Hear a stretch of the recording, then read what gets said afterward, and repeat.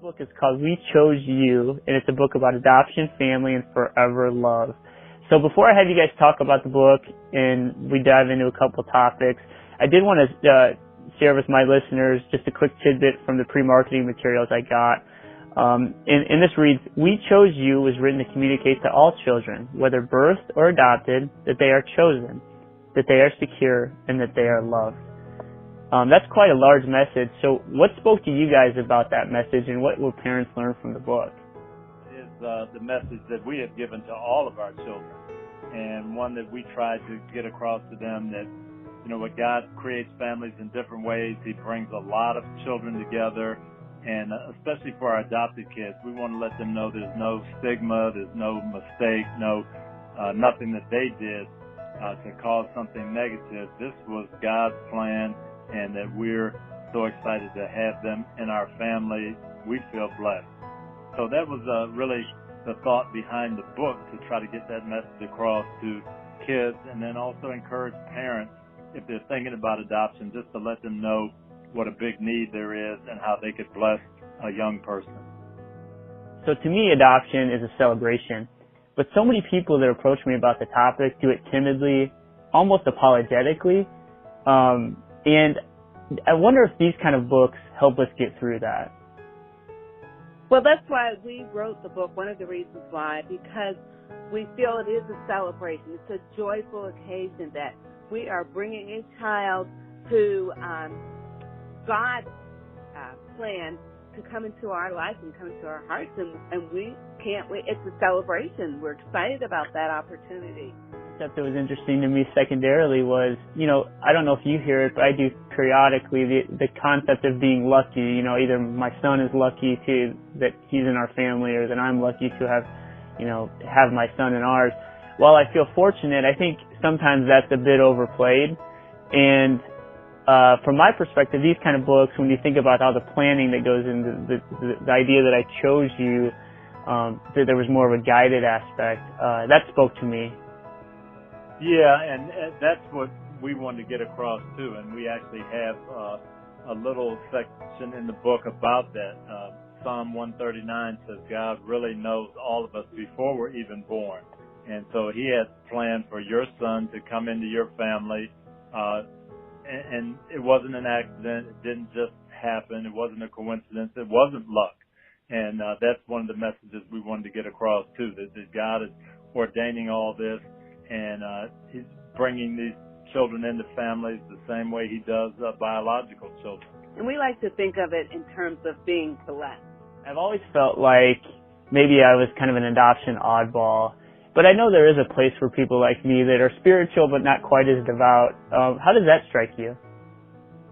Well, we hope you would become more devout, but I do think God does have a plan, and even though we're not always aware of them, there was no question God was involved in bringing your son into your life. We have 7 kids in our home right now, adopted, and we feel like He brought every one of them there. And that's something that we try to get across to them. Yes, we were involved. Yes, we had to make the decision that we wanted to do it. But this was God's hand at work. And we weren't lucky, and we don't want to take the credit for it. We just feel like we were part of it. And I think you're the same way. You were part of it. You opened your heart and your home, and God took advantage of that and utilized it. Now, who's the calendar keeper? I mean, tell me, you guys, how you do this. I definitely have a calendar, and it's in the kitchen.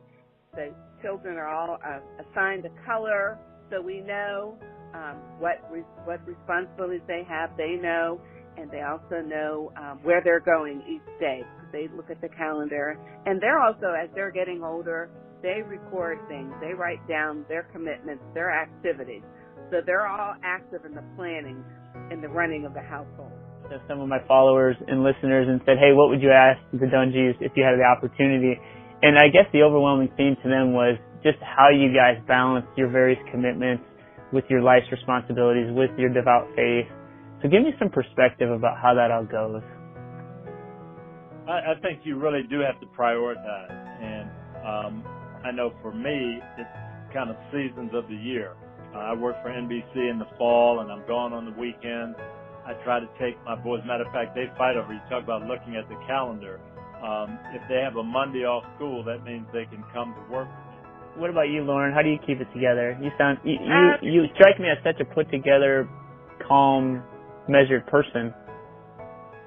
Tony's shaking his head, but no, again, the planning is important, and I take advantage of the time when they're in school. That's my block of time when I can breathe and I can think without kids calling me and asking me for help or to do something. So let's come full circle. And again, the new book in a series of books that you guys have co-authored, Team Dungy, is We Chose You. It's about adoption, it's about family, and it's about forever love. And just not for adoptive families, but for all families, right?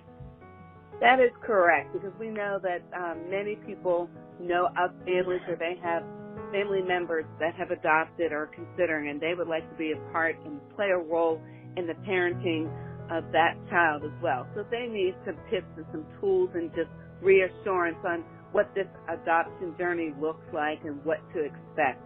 And if they read the book, they'll get some ideas and they'll get some help and see it through the eyes of a child who just is looking for the love and security that his parents can give him.